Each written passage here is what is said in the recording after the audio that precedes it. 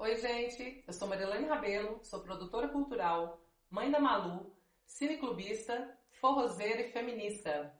E hoje a gente está aqui com o 11º episódio da segunda temporada do Marilene Conversa, nesse mês que dá visibilidade, né, a toda a comunidade LGBTQIAPN+.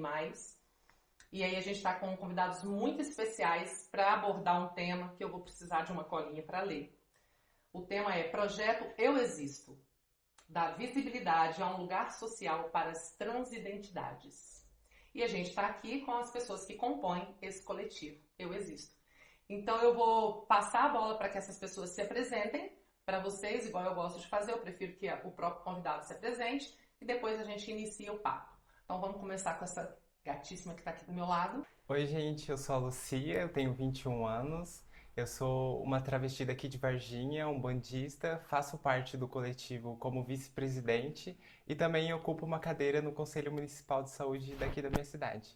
Oi pessoal, eu sou o João Lucas, eu tenho 25 anos, eu sou um homem trans, intersexo, eu sou estudante de engenharia civil e eu sou Mister Trans Varginha, Minas Gerais. E eu estou competindo ao Mister Trans Brasil.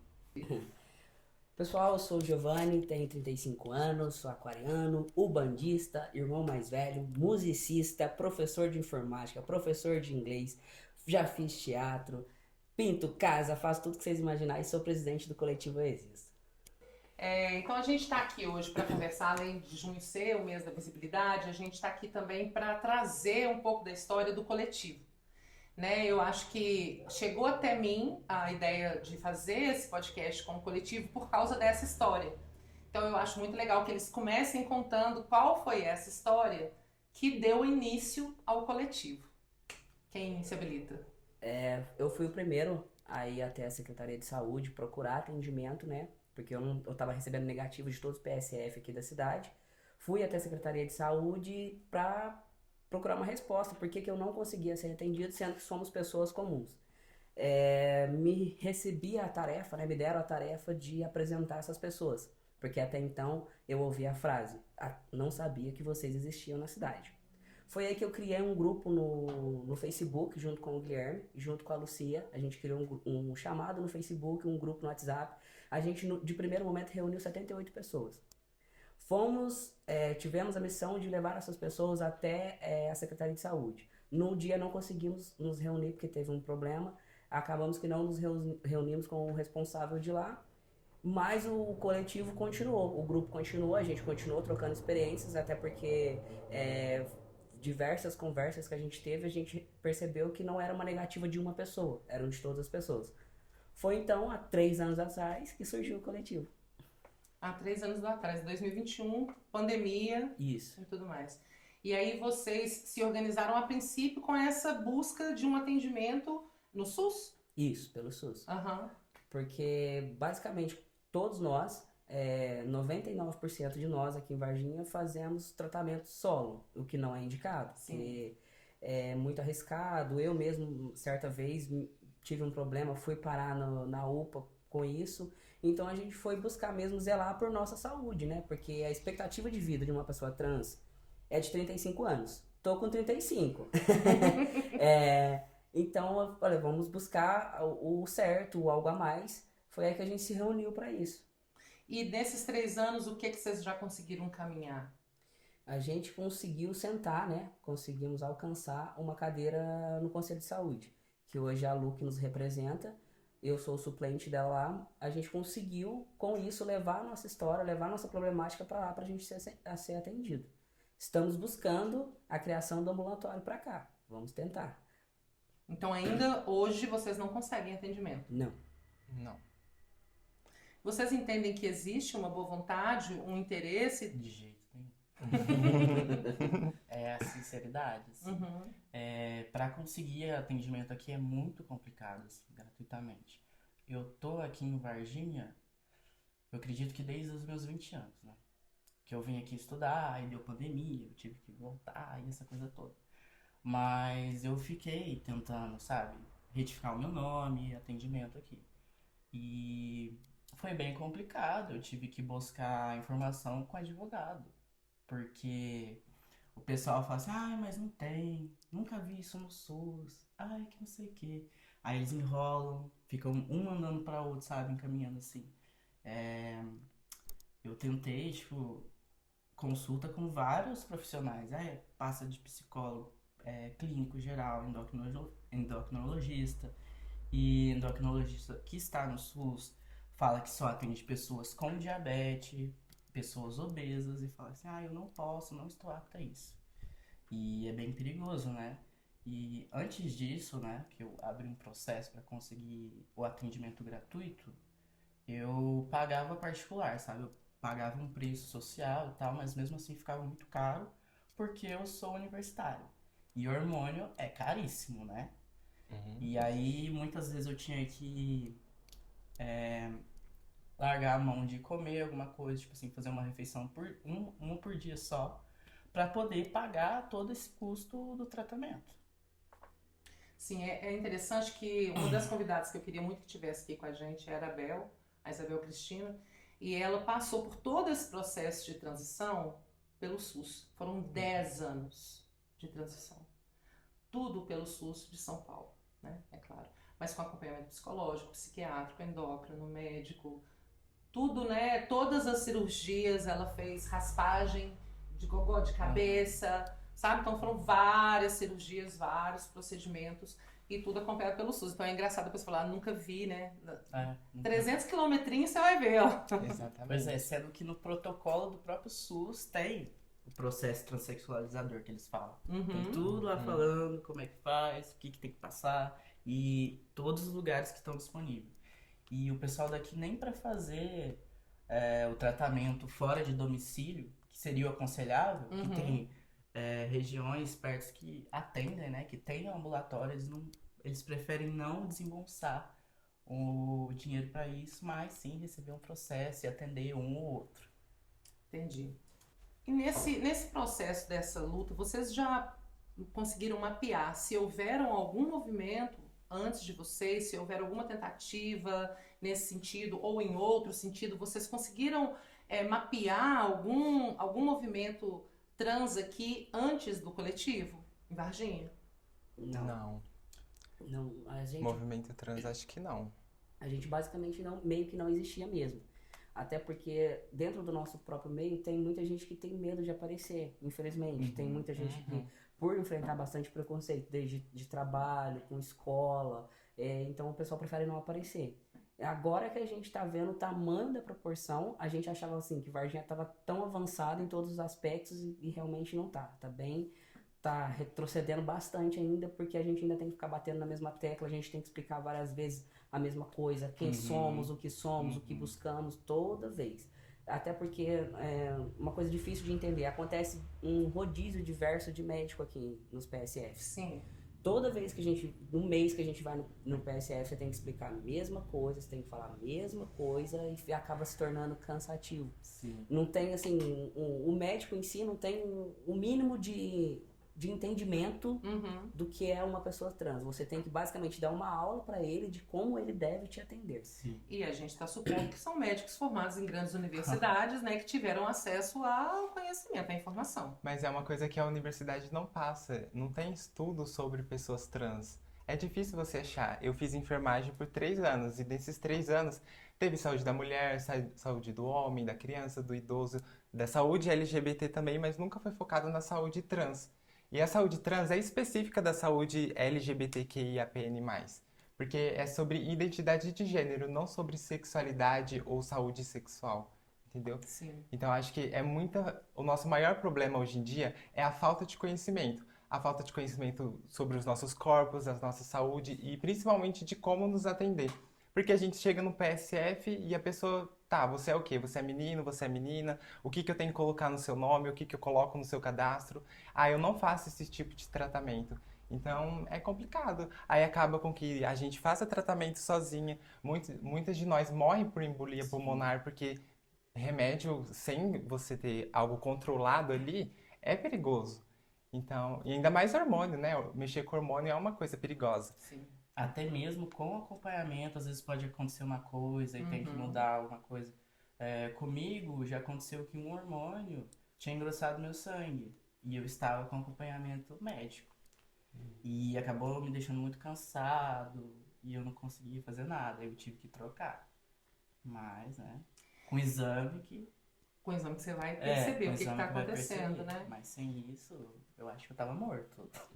Eu acho que o Gi tocou num ponto É. muito fundamental, que é a dificuldade de dar a cara a tapa. Porque é a vida toda dando a cara a tapa e tomando os tapas, né? Então, tem hora que é complicado e a gente entende essa coisa da pessoa querer se preservar. Mas numa conversa que a gente teve prévia, né, à gravação do podcast, a gente falou um pouco sobre isso. E eu acho que é importante trazer isso para vocês, a história pessoal de cada um, como eles percorreram esse itinerário, porque isso é a informação. Se falta informação, vamos falar de vidas, vamos falar mais do que estatística e número, de experiências mesmo, de pessoas reais que estão aqui na nossa cidade, no nosso convívio, né? E aí eu acho que a gente contando, a gente também desmistifica, porque quando a pessoa não sabe, fica só no imaginário. Aí quando tá no imaginário, tudo pode, né? Então, quando a gente traz para a vida real, para a prática, eu acho que fica mais fácil para as pessoas assimilarem. Então, eu vou pedir para vocês contarem, é claro, né? É um resumo da história, são 21, 25, 35 anos de vida, né? A gente vai... livro. 3. Mas a gente vai tentar reduzir, mas para... entendendo que a gente está comunicando com as pessoas que entendem muito pouco ou quase nada do assunto que a gente está falando. Então, eu acho que a gente pode começar por você, começando a contar a sua história, como que foi o seu processo, como que você se entendeu lá na infância, como é que foi todo esse caminhar. Eu acho que a minha transição, ela começa desde quando eu sou criança. Desde criança eu sempre fui muito afeminada, sempre gostei muito de coisas de meninas.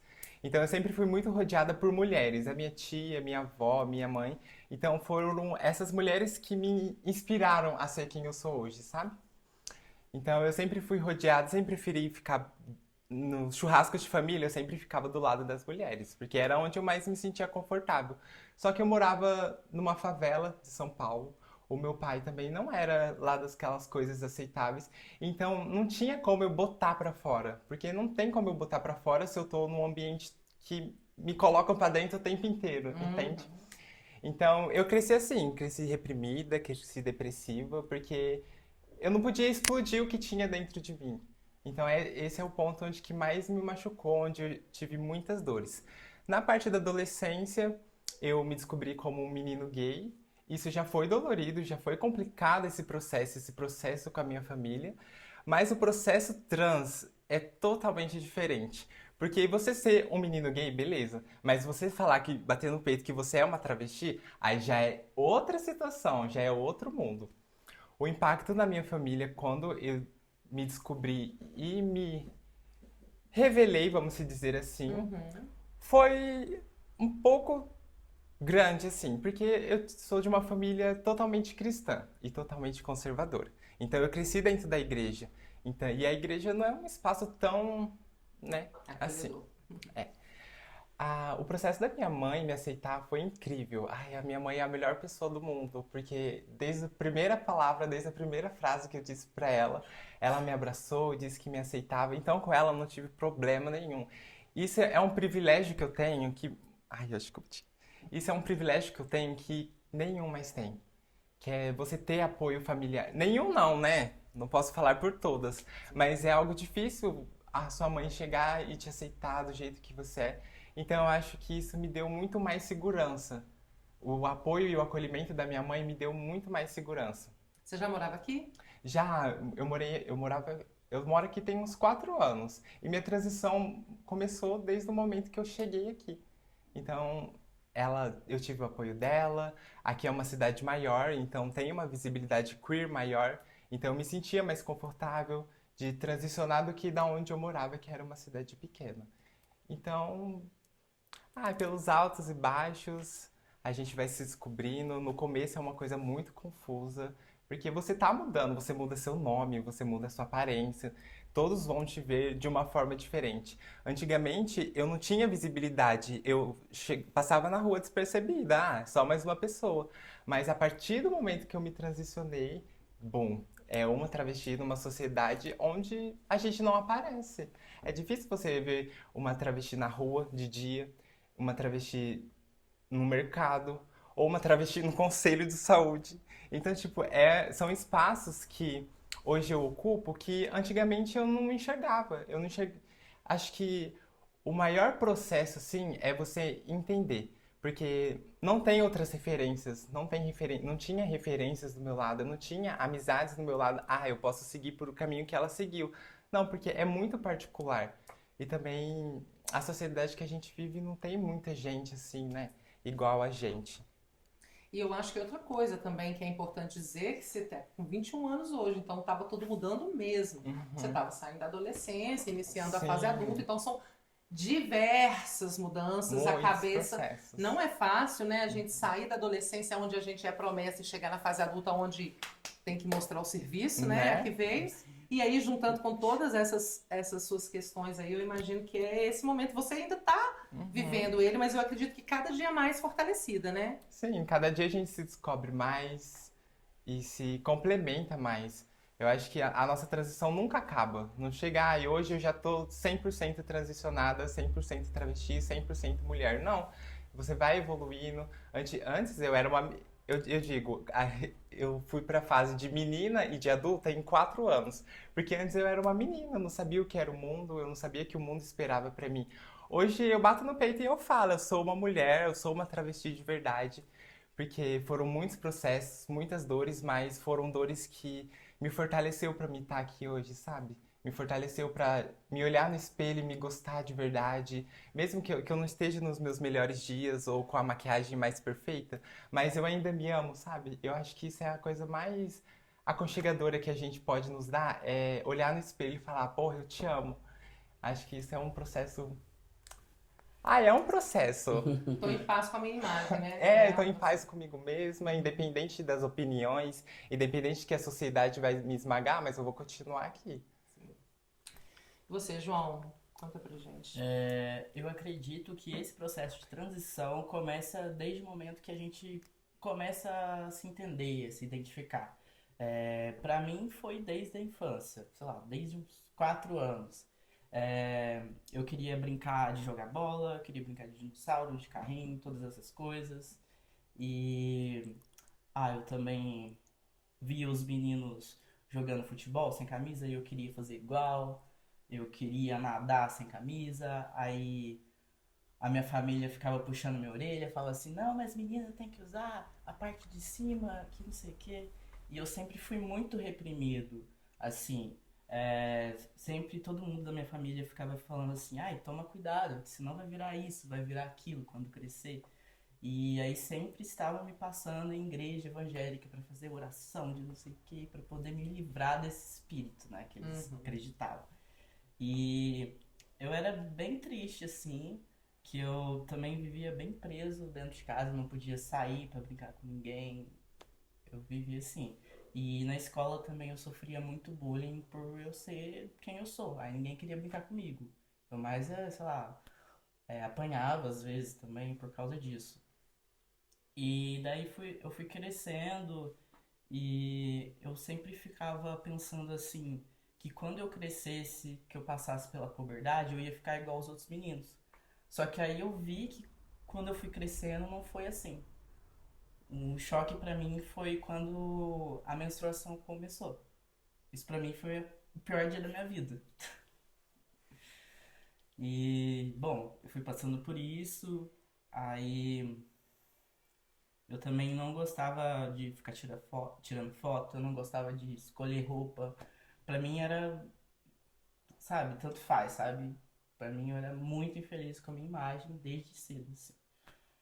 E, E hoje é um mister, né, e hoje eu gente? sou um misto. Desculpa, Brasil. E, bom, daí eu vi algumas informações pela internet também sobre pessoas trans, essas coisas, e eu pensava assim, nossa, eu me identifico, né?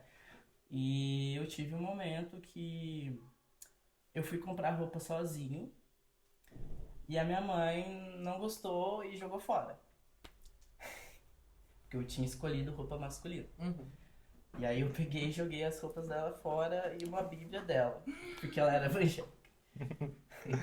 Abusado. Eu fiz isso mesmo. Bom, e Você tinha que idade? acredito que uns 14 anos, sabe? Aham.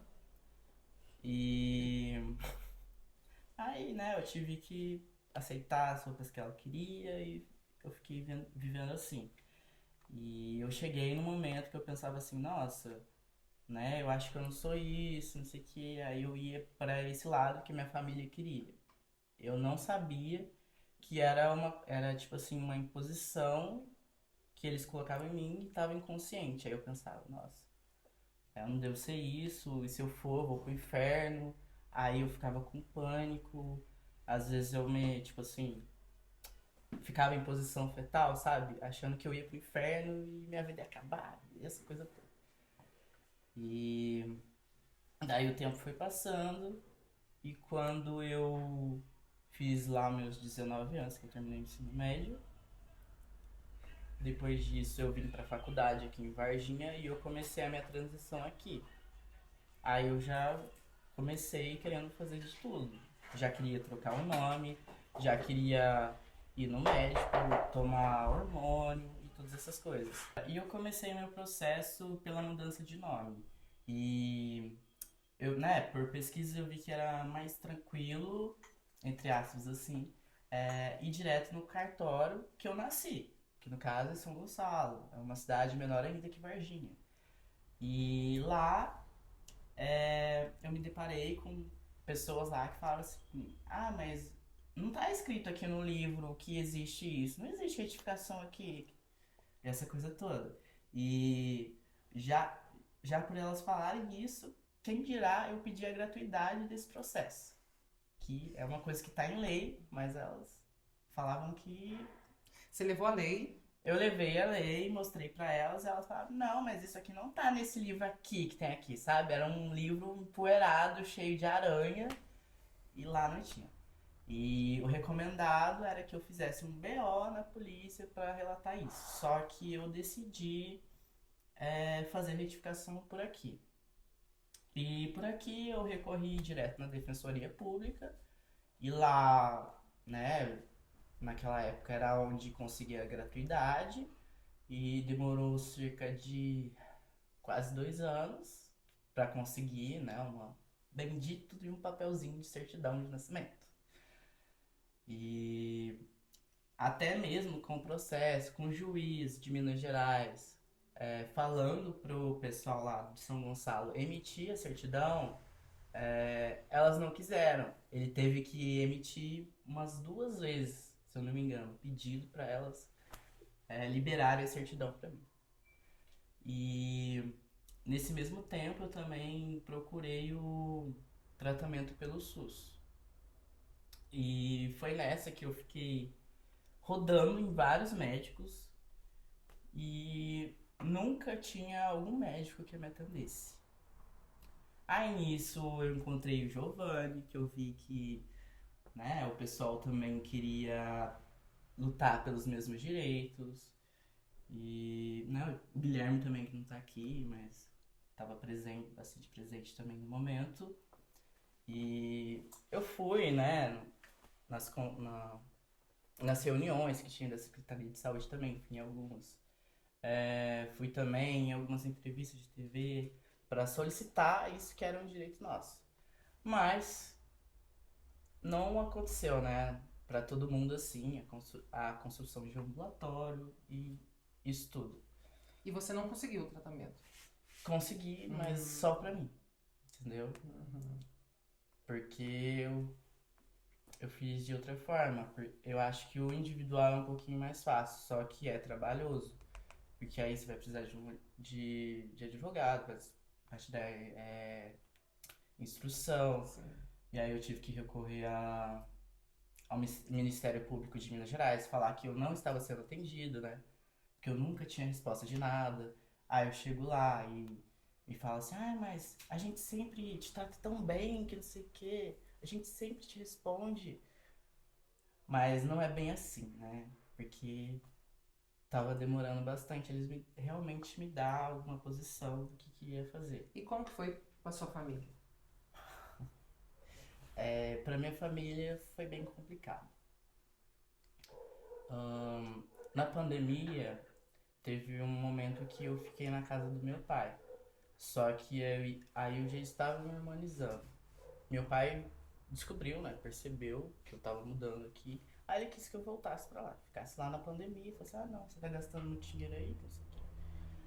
E aí chegando lá, ele tirou as minhas ampolas do hormônio e ele ficava o tempo todo falando coisas ruins pra mim, que eu era demônio e tudo isso, tipo.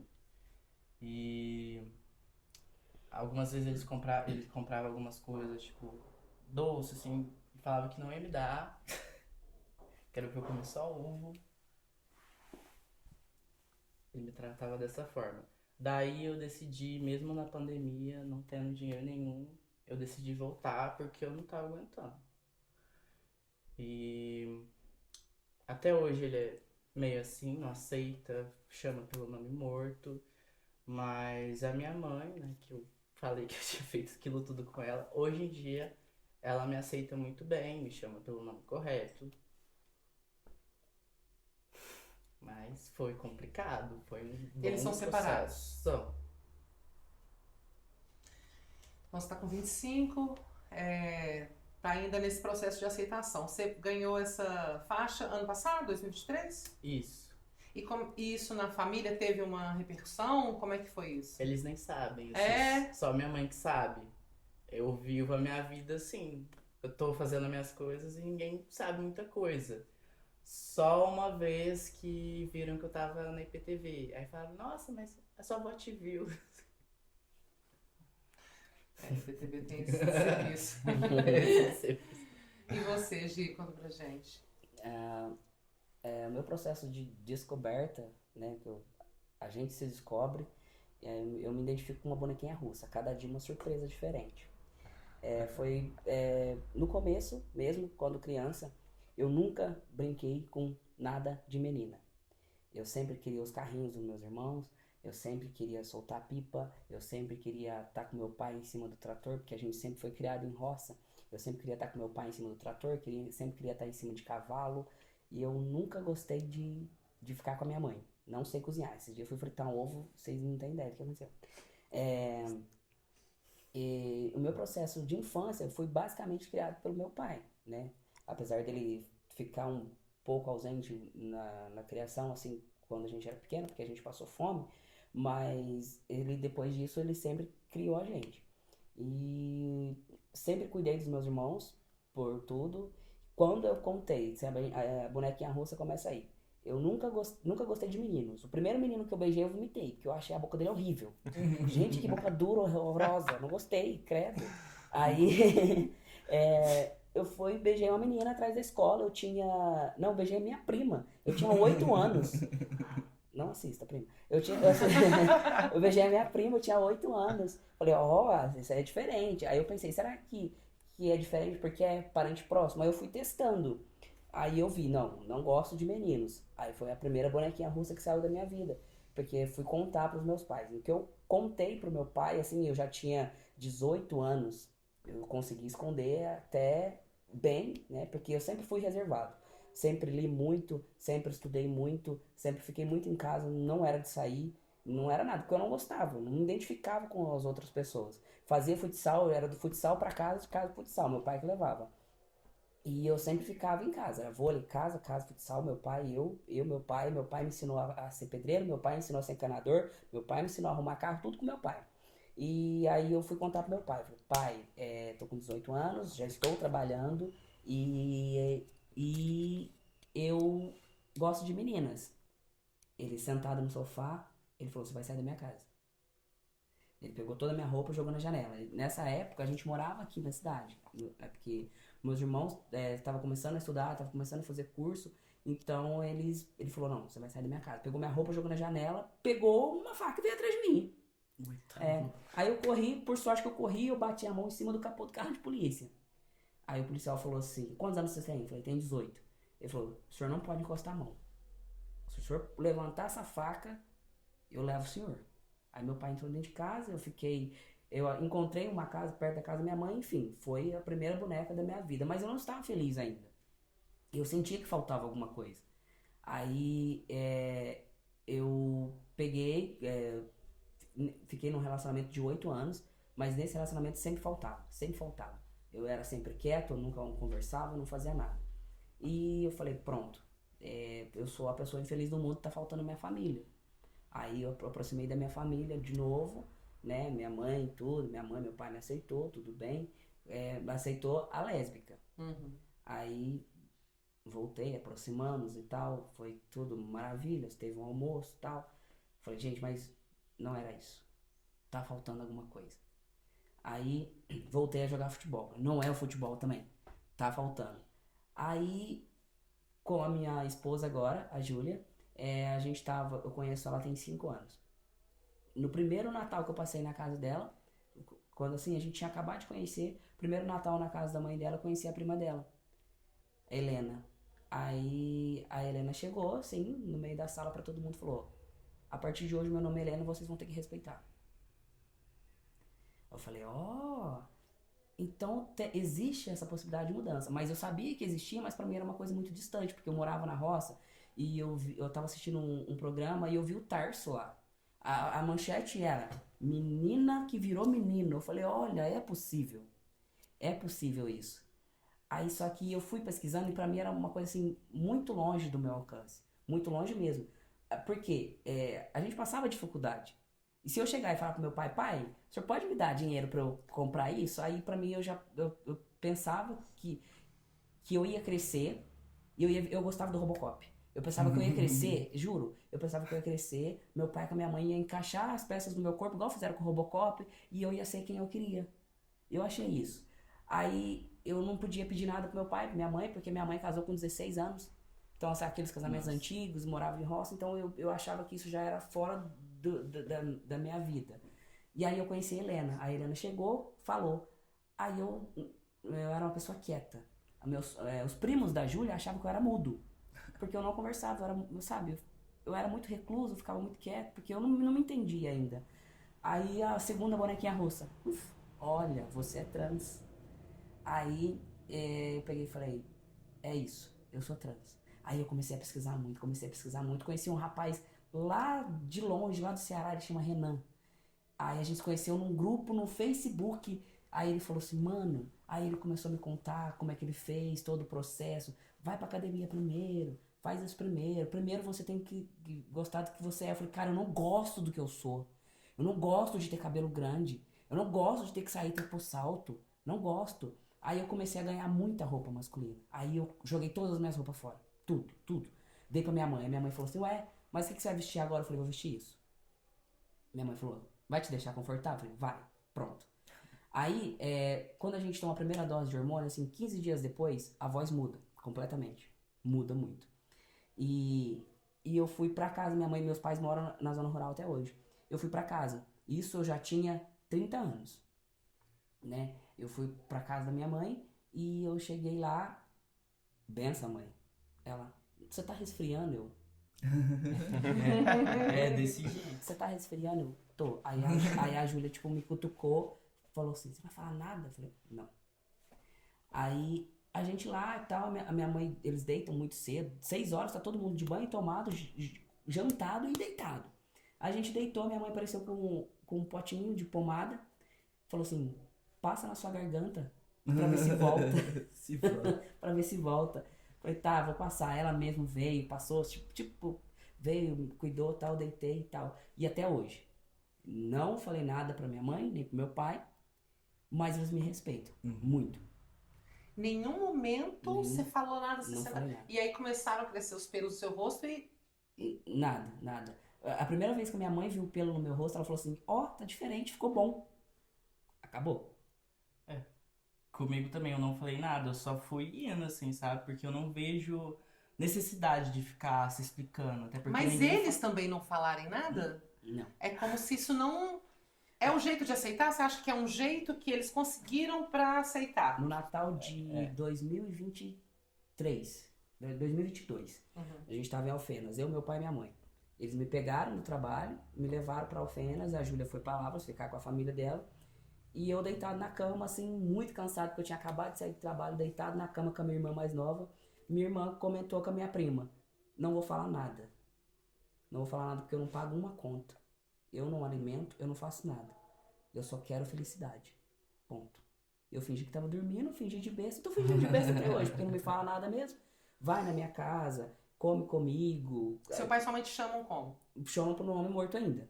Mas recentemente, no Dia das Mães agora, a gente juntou a minha família e a família da Júlia. A primeira vez. O meu sogro me chama de Giovanni. As minhas sobrinhas me chamam de tio. E o meu sogro com meu pai tava no quintal lá, porque é onde a gente mora, tem um espaço muito grande. Meu sogro com meu pai me chamando por um nome, meu sogro por outro. Eu não comecei a ficar sem saber quem responder, sabe? Foi muito estranho. Aí a minha mãe começou, Gi. Meu pai começou, Gi. Tá, Gi. Tá na metade? Tá, Gi. Meio caminho andado. Mas assim, eles me respeitam muito. Agora, a terceira boneca russa.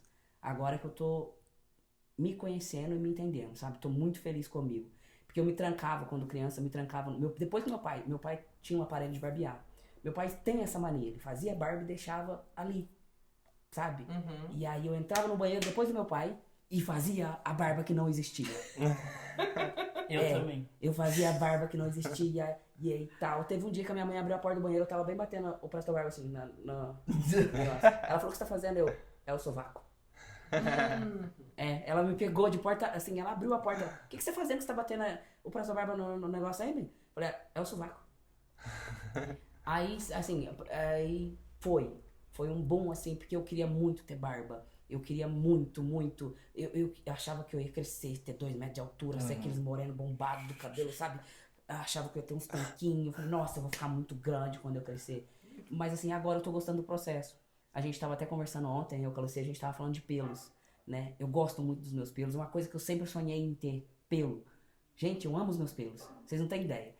A minha barba, assim, às vezes eu me pego fazendo assim. Sabe? Tipo, oi, você tá aí, você existe. Aí eu me pego puxando o pelo da perna. Porque, assim, é coisa que eu tô curtindo agora. Eu tô me curtindo mais.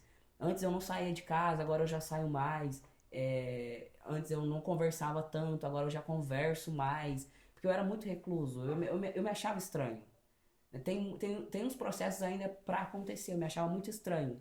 Sabe, assim, eu me achava o patinho feio da família.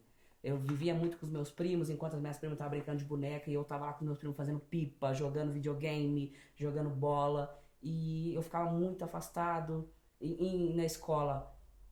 Na escola eu fazia bullying comigo mesmo pra não permitir que o próximo fizesse, sabe? Tipo, eu até hoje faço, e a Luciana me xinga, que eu falo muito da minha orelha, e eu brinco muito comigo pra não permitir que o próximo me atinja com palavras de coisas que eu já sei. Eu não preciso que as pessoas fiquem apontando coisas sobre mim, que é coisas que eu estou lutando pra brigar, sabe?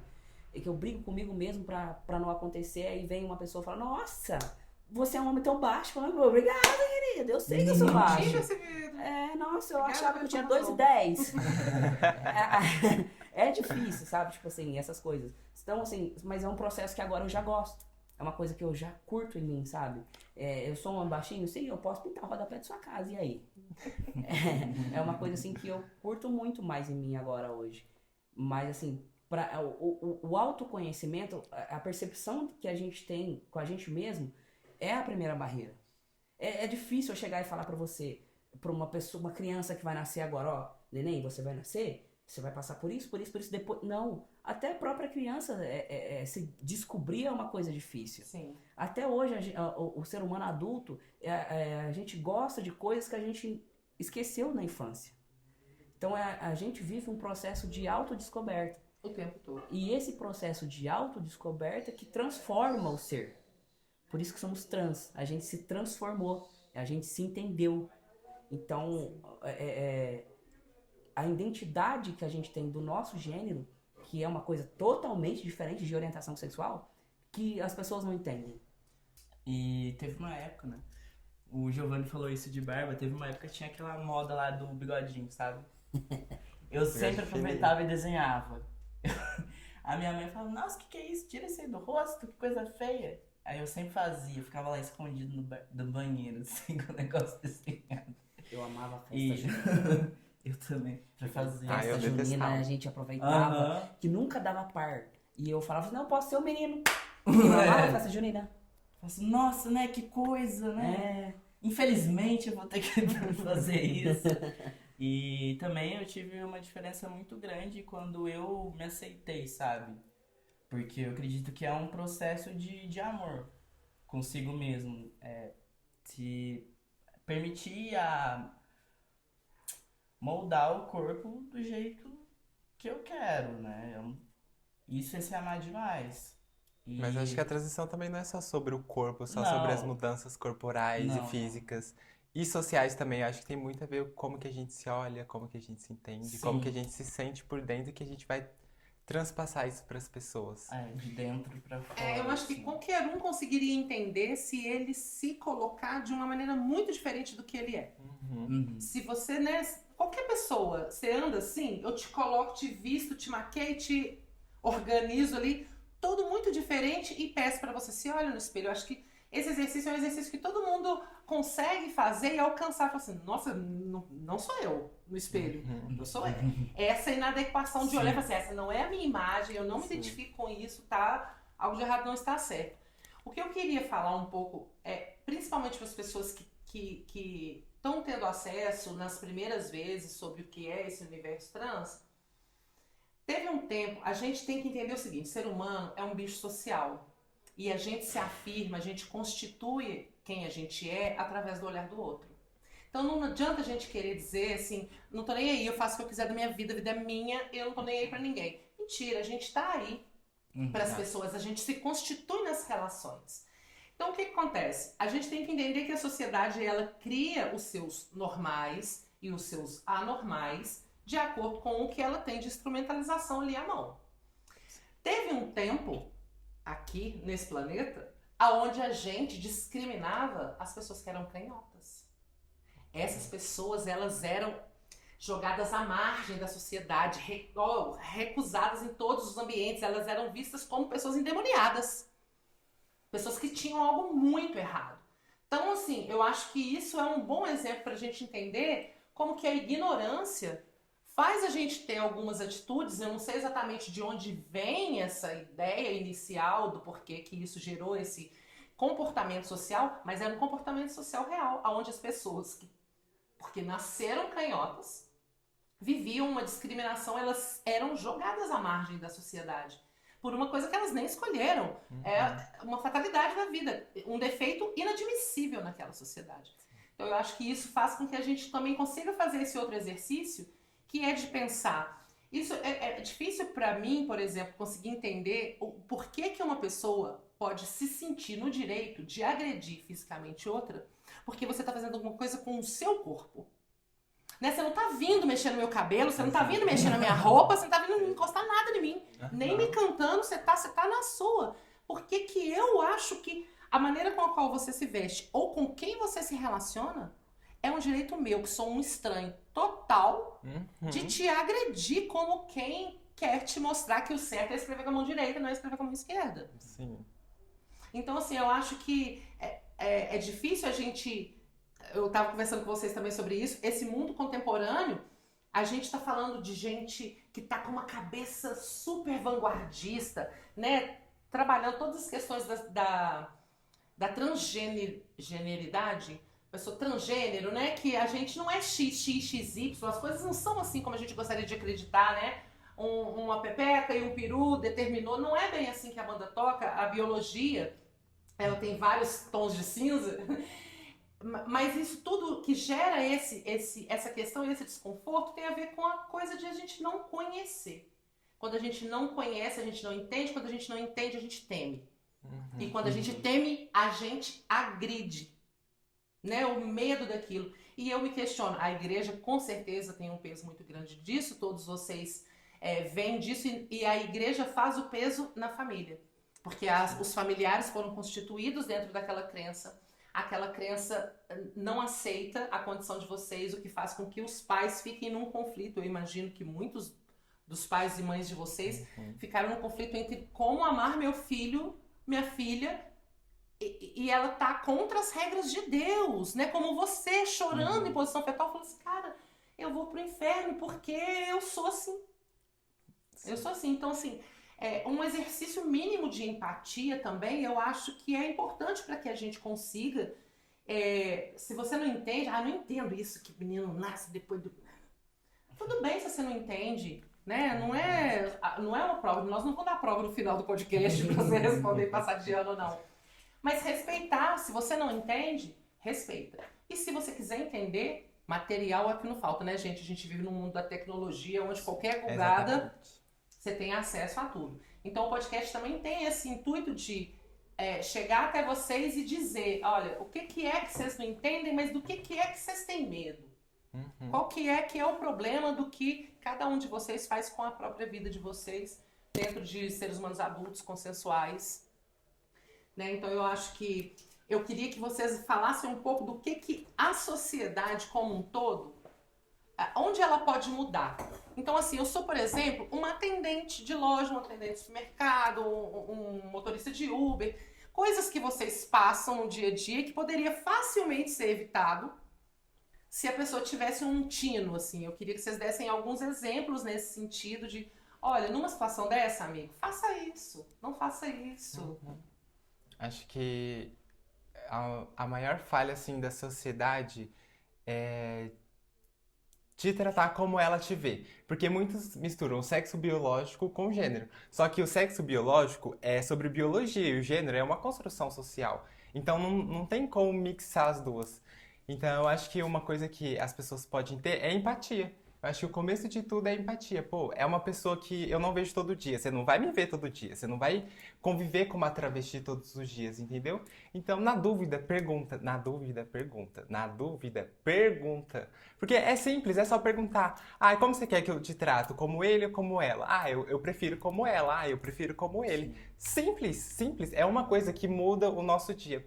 Eu vi um post no Twitter que, acho que era uma menina trans, que ela postou assim que, pô, tô muito feliz agora porque é 8 horas da manhã e alguém me tratou no pronome certo. Uma coisa tão simples, uma coisa tão pequenininha pra vocês que pra gente muda o nosso dia totalmente, entendeu? Então, acho que na dúvida pergunta ou na dúvida pesquisa. É tão fácil. É porque, assim, eu acredito o seguinte, como você disse, né, é uma questão social. A nossa performance, a gente eu performo uma mulher dentro do que hoje, na nossa sociedade, entende como mulher. Porque a nossa sociedade já entendeu, por exemplo, um homem lá no século XVI era um homem que tivesse peruca, maquiagem, salto alto, aquilo performava homem. Hoje a gente performa de outra forma. Então, eu acho que uma gata dessa não deixa dúvida de como quer ser tratada. Por favor, né? Que ela tá performando uma mulher, uma fêmea, uma identidade ela. Feminina. Sim, então eu acho que, sim, na dúvida pergunte, eu acho que é cansativo ter que responder toda vez, mas melhor isso do que me discriminar. Uhum. Eu prefiro responder 10 perguntas do que vocês falar que minha voz é grossa, que eu pareço um menino, que eu sou ele, que eu sou moço. Então, acho mais fácil. É muito engajamento, é muito investimento pra parecer uma moça pra vir com é? essa, né? Gente, eu gasto R$200 por mês com hormônio. Olha isso daqui, você acha que fazer maquiagem é fácil? Olha essas unhas, sustentar essas unhas aqui, bebê. Não é? E vocês? Bom, teve um momento que eu lembrei assim que eu fui fazer uma entrevista de emprego e daí o rapaz ficou vendo o nome que tava no currículo, o nome do meu documento e olhando pra mim. Aí ele ficou tipo assim. E depois ele falou assim, mas aqui no seu documento tá esse nome aqui. Na empresa que a gente usa salto e saia, teria problema pra você? Nenhum. Nenhum. Mas o nome do documento ainda tava o nome morto? Foi antes de eu entendi, retificar, entendi. entendeu? Enfim, tem coisas que são bem mais complicadas ainda quando não tá retificado. Nossa, nem me fala. Nossa. Eu acho que hoje, por você estar numa cidade que não é a cidade da qual você nasceu, que as pessoas não têm uma referência de você anteriormente, e você já conseguiu essa mudança, eu acredito que hoje você tenha menos problema nesse sentido. Sim. Mas depende também. Quando a pessoa descobre que é trans, aí as coisas mudam. Por exemplo. Por exemplo, fazem muitas perguntas indiscretas, sabe? Ai, mas como é que você chamava antes? Ai, mas você fez isso, você fez aquilo, como é que você tem, sabe? É muita coisinha assim que você... Eu acho Tem que tão ter doido muita- isso de perguntar da genitália. Gente, quem É. pergunta pro outro da genitália, seja lá quem Não for, é? Ai, gente. é um absurdo tamanho. Tipo assim, se você não tá se relacionando com essa pessoa, aonde que isso é da sua conta? Pois é. As pessoas têm que entender um pouco mais do limite que elas têm, sabe? De perguntar as coisas. Porque tem coisa que não tem cabimento, não faz sentido nenhum. Fora que em outros momentos, principalmente quando rapazes, né, gays, sabem que eu sou homem trans, aí pra ele já é um objeto sexual. Você é gay? Não, Então você se relaciona com meninas. com meninos. E aí pros caras, quando os caras descobrem, Aí já acha que quer, aí insiste, sabe? Vira um nível um de fetiche. É um fetiche, é assim que eles têm com caras trans. E mulheres e travestis também. Também. Nossa, Muito, muito. Muito mesmo. A população de travestis, 90% tá nas ruas. Então, Sim. a gente é muito objetificado o tempo inteiro. Sim. E eu já, às vezes eu ouço, sabe, por alto de conversa de outras pessoas, eu cumprimento uma travesti, mas eu não andaria junto, sabe? Porque eles ficam com medo de passar a imagem que eles estão na prostituição, que eles Mas a pergunta é, as travestis querem andar com ele? não querem. Exatamente. Aí fica assim, ai, gente, mas quem As pessoas quer têm que andar se com pôr um pouco você? no lugar, Não né? é, bebê? Ninguém Pois te é. chamou. Às vezes eu ouço cada coisa assim, mas eu não ficaria com você, porque você é trans, isso aqui. Mas eu vou ficar com você? Eu te pedi? Eu não pedi. Mas pra mim eu passo muita coisa assim. Mudou, sabe? Sim. Como é que a sociedade me percebe, assim, me vê. Quando ninguém sabe, é tudo ok. Mas quando sabe, eu sou o fetiche, os caras realmente eles perseguem. É doentio, de verdade. Chega a me dar... Eu fico mal, eu fico ansioso, sabe? Eu fico muito triste, às vezes eu fico, nossa, mas... eu passei por isso tudo, ainda tenho que enfrentar isso. E eu acredito até que esse assédio mudou, sabe? Quando eu parecia, né, uma mulher cis, era menor o assédio. Era mais, sabe, mais Eu discreto. também Mas quando sofri é isso. trans, é Muda. bem mais pra baixo, sabe? Eu tenho um amigo de escola que ele fazia bullying comigo, né? Aí depois que eu transicionei, aí começou, nossa, mensagem, isso. Porque a sociedade é assim, né? Ai, mas você quer Hipócrita, sair né? comigo? Mas não conta pra ninguém. Né? Pois eu contei pra tudo.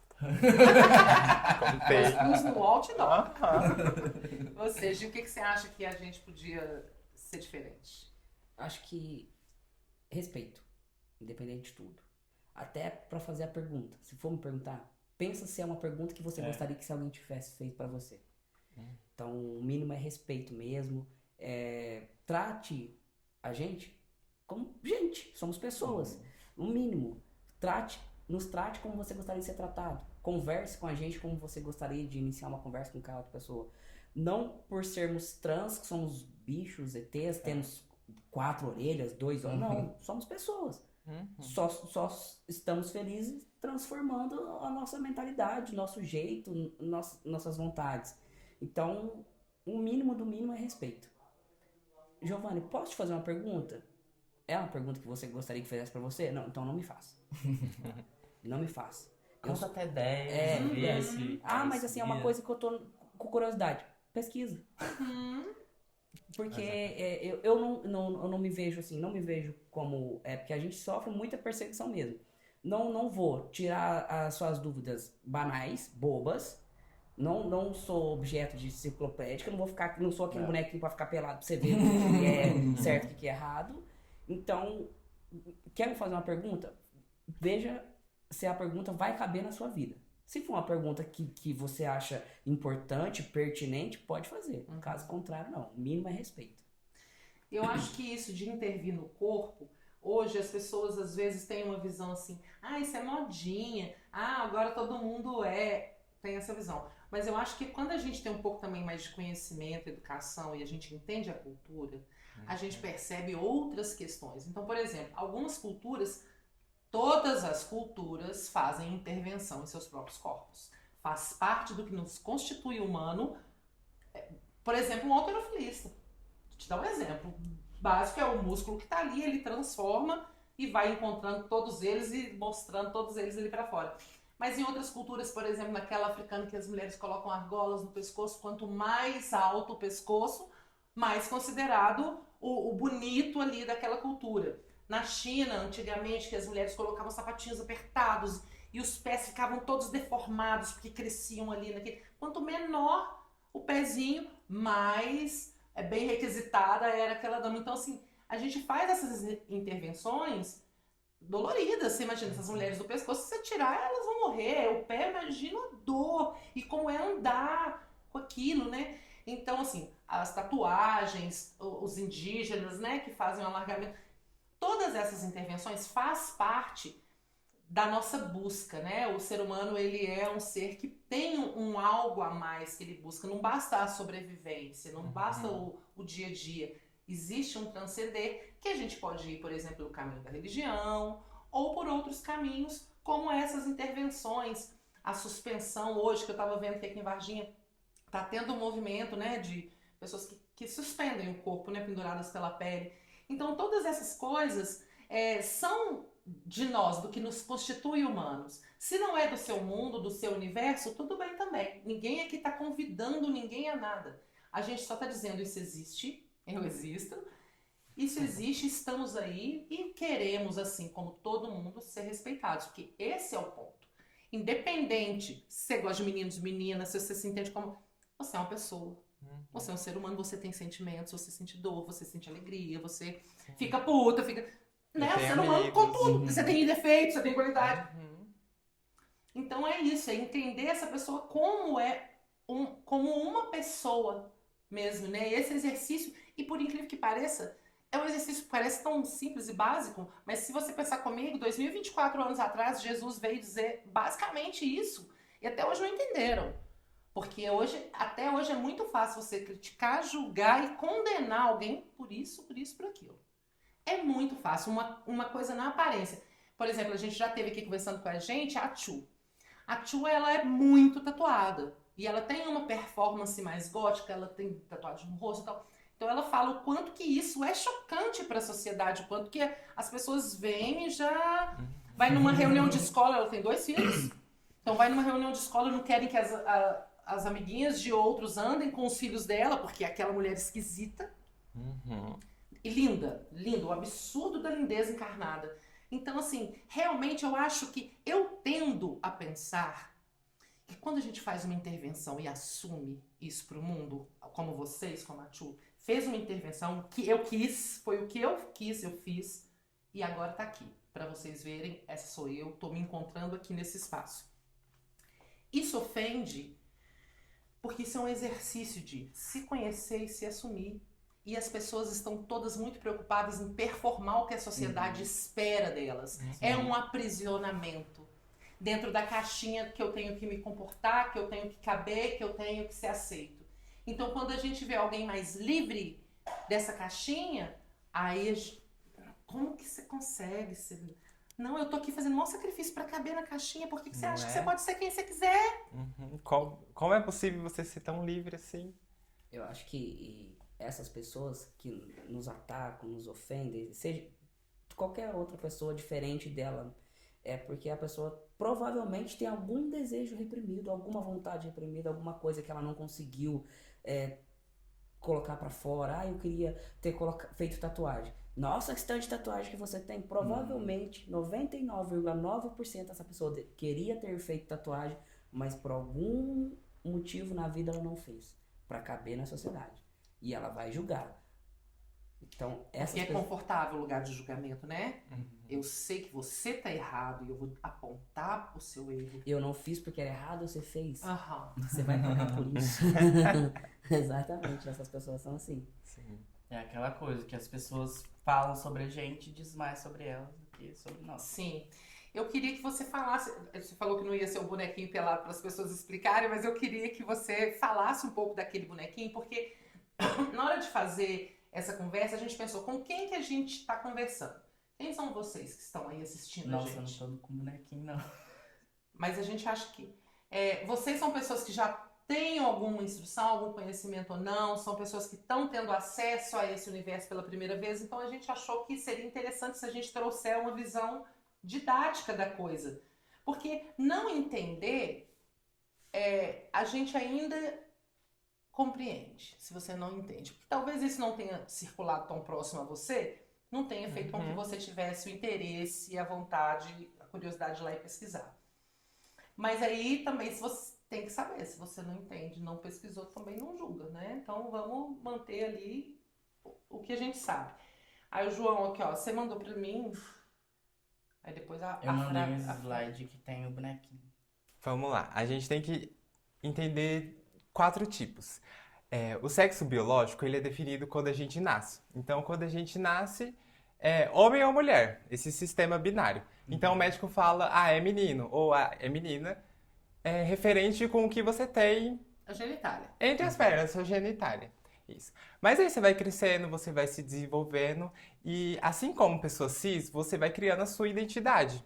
Você vai se performando a sua identidade ou seu gênero de forma que você se sinta confortável, você sendo trans ou cis. Eu acho que, tipo, a gente tem que entender que pessoas cis também expressam suas identidades de gênero. Eu Então, posso ser uma mocinha mais vestido, eu posso ser uma mocinha mais Pode. calça jeans e camiseta. exatamente. Eu vou me descobrindo também que eu gosto de rosa, eu gosto de vestir de Eu vou preto. contar uma coisa sobre o sexo biológico.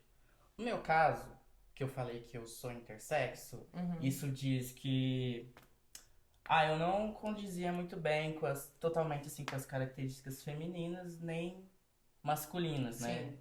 do meu corpo assim. Mas, né, deram uma ignorada nisso e falaram assim, mas parece mais menina, né? Então, beleza. Mas isso que não estava totalmente ajustado era visível ou é mais É interno? visível, entendeu? É uma coisa visível, aí o pessoal fica meio em dúvida. Aí muitas crianças também não são registradas por causa disso, porque, né, o que é sexo? É intersexo, não sei o quê. Não vou colocar isso na certidão de nascimento. Muitas crianças não podem ter acesso a médicos, essas coisas básicas, por causa disso, né? E muitos médicos, eles impõem para os pais a cirurgia para, né, entre aspas, a criança ter uma vida digna, assim, para ter acesso a uma certidão de nascimento e todas essas coisas. Para ajustar o sistema binário. Muita... O que é mais, tá mais aparente, a gente força a barra para ficar tudo nesse lugar. E essas cirurgias são, assim, somente estéticas e muitas das vezes elas só prejudicam o funcionamento do corpo. Eu, por exemplo, tenho muita infecção de urina recorrente, assim. Eu tenho, tipo, um tumorzinho no rim também, por vários descuidos, assim. E porque ninguém me falou também, então eu não sabia de nada. Eu fui descobrir indo na ginecologista por causa disso, porque eu tava bastante doente, né? Eu tava com infecção de urina ao ponto de eu não conseguir andar. Aí ela viu, né? Olhou assim, mas quando... Ela falou assim pra mim, mas quando você era criança, você ia bastante no médico, né? Comigo, não sei o quê. Porque ela é pediatra e ginecologista também. Eu fiquei meio assim, sabe? Fiquei assim, duvidoso isso que ela falou pra mim. Eu falei, nossa, muito duvidoso. E daí ela falou assim, mas você precisa fazer uma cirurgia, né? Porque aí embaixo você possui uma anomalia. E aí eu perguntei, mas é o quê? E ela não explicou nada. Você falou, mas você tem que fazer cirurgia. E em tudo que é médico que eu passo, eles falam a mesma coisa. Muitos eles ficam, tipo, em silêncio, não te falam nada. Ou eles falam, você é hermafrodita, você tem que fazer uma cirurgia. Nem usa esse termo mais, né? Não, é intersexo. Que é quem, tipo assim, não nasce só no que a biologia diz sobre Sistema feminino, reprodutivo feminino e sistema reprodutivo masculino.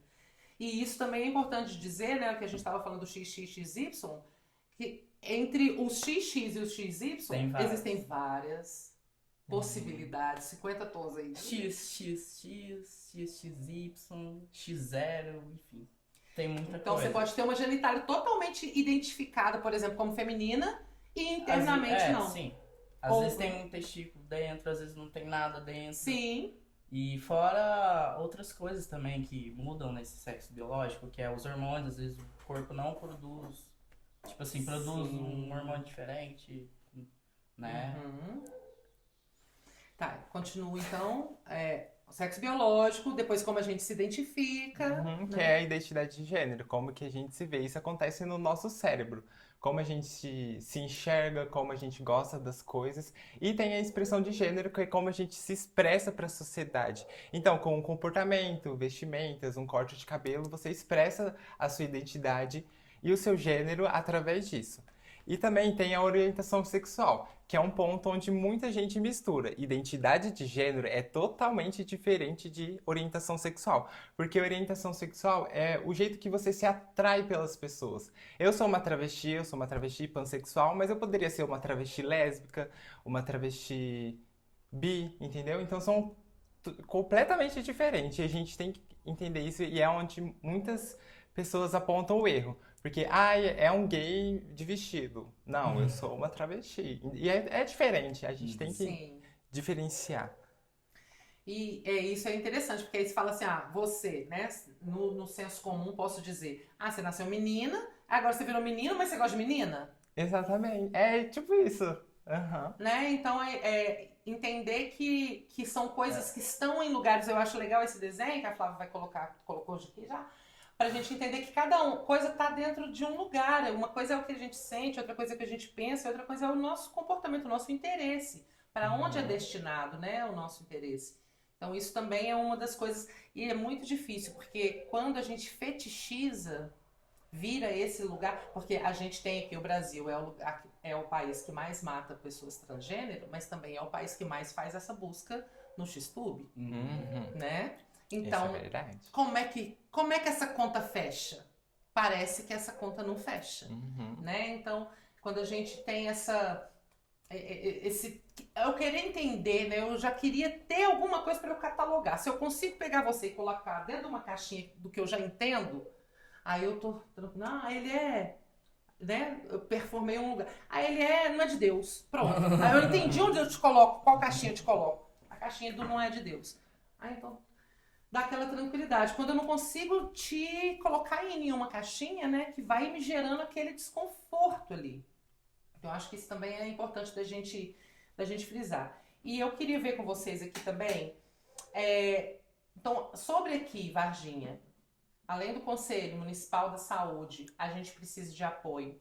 A causa trans precisa de apoio no sistema jurídico, que é o que o João estava falando pra gente, que ele conseguiu nas vias particulares, mas isso também deveria ser acesso gratuito. A questão principalmente de troca de nome e psicológico. Marilane, fazendo uma correção. Por favor. Assim, foi só, tipo, como é que eu falo? Instrução da advogada, não paguei. Tá. Mas o gratuito foram os advogados da Defensoria Pública. Só que demora um montão. Porém, aqui no estado de Minas Gerais, saiu uma lei do Ministério Público de Minas Gerais que agora dá para fazer gratuitamente direto no cartório. Mas o cartório todavia, ainda não tá o cartório nega, né? O cartório se faz de sonso e fala assim, mas essa lei não tá em vigor. Mas tá em vigor sim. Só que precisa de alguma coisa para poder prensar pro pessoal fazer, sabe? Porque infelizmente é assim. Às vezes você consegue uma coisa e você precisa de novo insistir com a justiça para poder pedir isso. Então eu queria dizer o seguinte, se você é um profissional dessas áreas, né, tanto da saúde, do direito, psicológico e às vezes até psiquiátrico, também que você queira, se identifica e queira ajudar na causa de alguma forma, ou se você também é uma pessoa trans que queira se informar ou compor junto, né, somar com o coletivo, como é que essas pessoas acham vocês? Pelo Instagram. É. A gente tem um Instagram que se chama Eu Existo TH, né? Eu existo.th. Isso.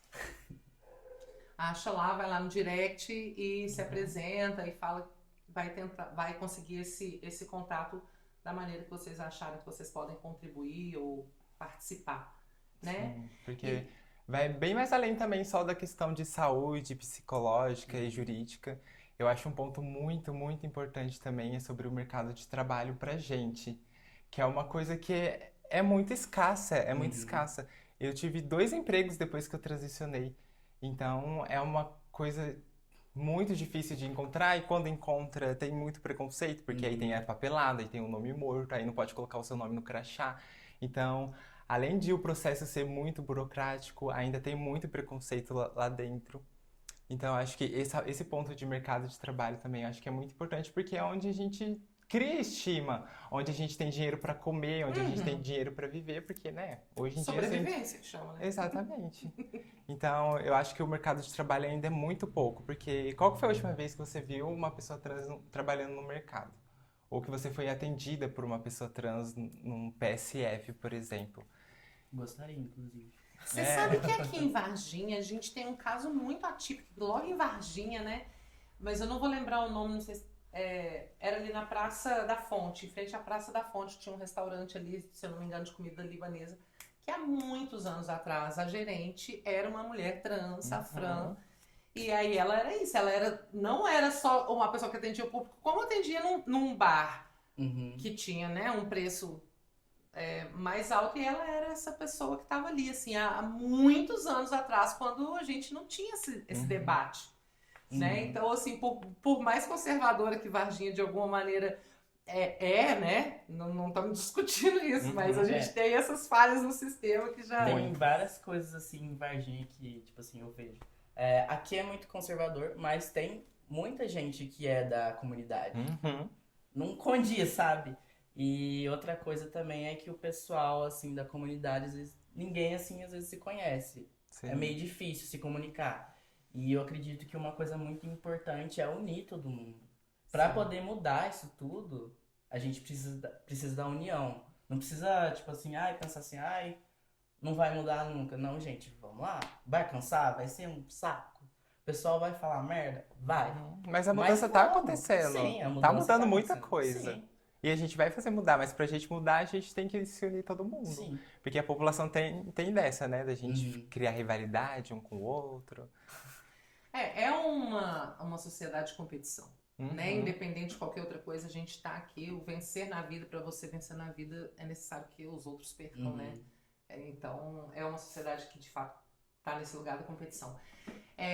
Mas o que eu queria dar uma retomada aqui com vocês, a gente conversou bastante sobre isso também nessa reunião pré, é o cansaço.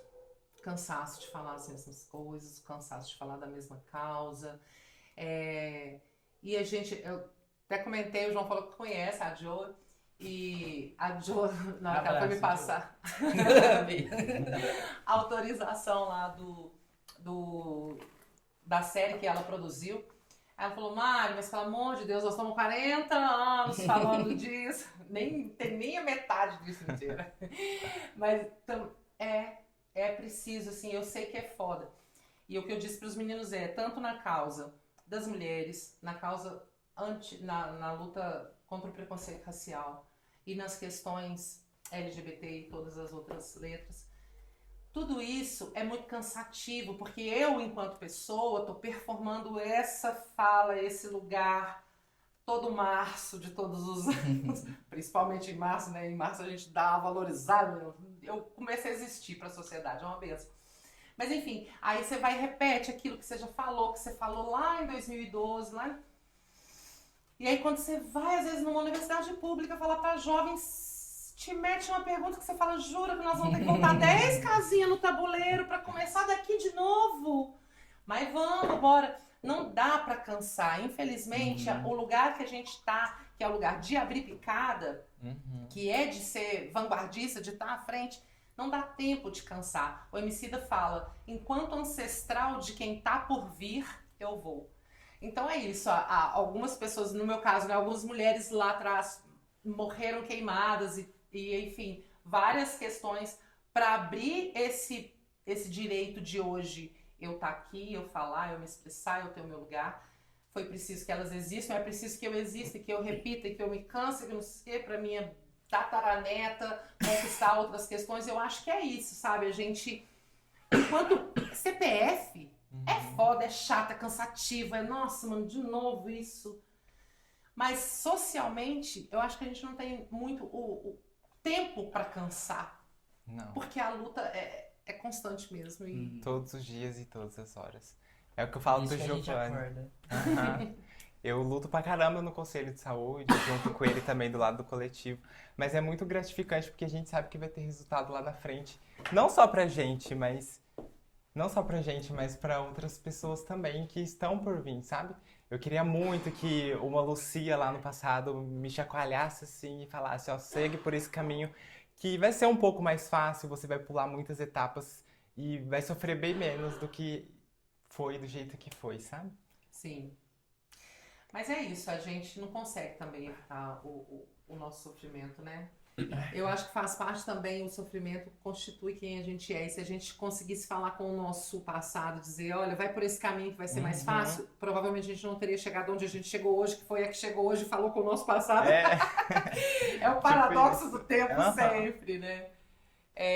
E eu acho que a gente já tá, a Flávia já me deu o sinal ali que a gente tá encaminhando, então eu queria passar a palavra para vocês para que, se tiver algo que eu não perguntei, que a gente não tocou, mas que vocês acham que é importante, que é fundamental, que seja dito, e fazer a despedida final também, vocês fiquem à vontade. O importante é mostrar a nossa existência. Independente de cor, sexo, orientação sexual, a gente existe. A gente tem direito, tanto quanto os outros seres humanos, à saúde, à educação, a trabalho. Como você vai negar a oportunidade de crescimento no trabalho com uma pessoa que dentro de nosso meio mesmo tem pessoas tão capazes, mas que não tiveram uma oportunidade de mostrar isso. Então é importante dar, sim, a visibilidade, dar uma oportunidade para um de nós, sabe? Colocar um de nós ali onde merece. Se uma pessoa for entregar currículo na sua empresa, por favor, pegue esse currículo, leia com atenção, não julgue a pessoa pelo que você está vendo ali, porque muitas das vezes, igual a Lucia comentou, essa pessoa está em dificuldade e está buscando oportunidade de não ir para marginalização, que é o que acontece hoje com a gente, sabe? Por falta de oportunidade, para a gente não passar fome, para a gente não ter dificuldade, a gente acaba procurando outros meios. Dá uma oportunidade para essa pessoa. Você não pode ser vendedor, mas tem uma vaga aqui de servir café. Você quer? Ali dentro, se você ainda tá com receio dessa pessoa, você vai ver o caráter dessa pessoa, você vai ver o potencial dessa pessoa, a pessoa vai poder crescer. Então, o importante é dar oportunidade, entender que somos pessoas comuns. Somos capazes, a gente estudou, a gente lê, a gente cresce também, a gente come, a gente dorme, a gente sofre, a gente chora. A gente só precisa de oportunidade. Só precisa existir. A gente existe. Dá essa oportunidade pra gente. Muitas vezes a gente precisa fazer milhares de especialização, virar de ponta cabeça, dar um mortal. Mesmo assim o pessoal fala assim, não, mas você não preenche os requisitos. Ai. É muito difícil, porque eu não tive problemas em relação ao trabalho. Porque eu tive uma empresa também, então eu optei por ter a minha empresa porque eu vi que era difícil as empresas abrirem a porta para mim. Mas foi dentro dessa empresa que eu me tornei professor de informática, professor de inglês, que eu fui abrindo espaço para outras pessoas. As pessoas que quando a gente abriu espaço de ter mais professores, eu optava em entrevistar, desculpa o termo, as pessoas mais esquisitas que vocês acham que são. São as pessoas mais inteligentes que existem. Porque essas pessoas, assim como nós, são as pessoas que ficam ali trancadas lendo, que ficam trancadas estudando. Então, pensa no potencial da massa cinzenta dessa pessoa. Então, a gente tem essa capacidade. Para de julgar a gente por aquilo que vocês veem. Porque nós somos muito mais, nós temos muito mais coisas além do que isso que vocês estão vendo. Eu atendo pessoas, eu sou vendedor, né, hoje, e uma pessoa eu sempre vendia por videochamada, por telefone, e no dia que essa pessoa foi me ver, ela falou assim, nossa, você parecia ser tão alto. Gente, o que tem a ver isso?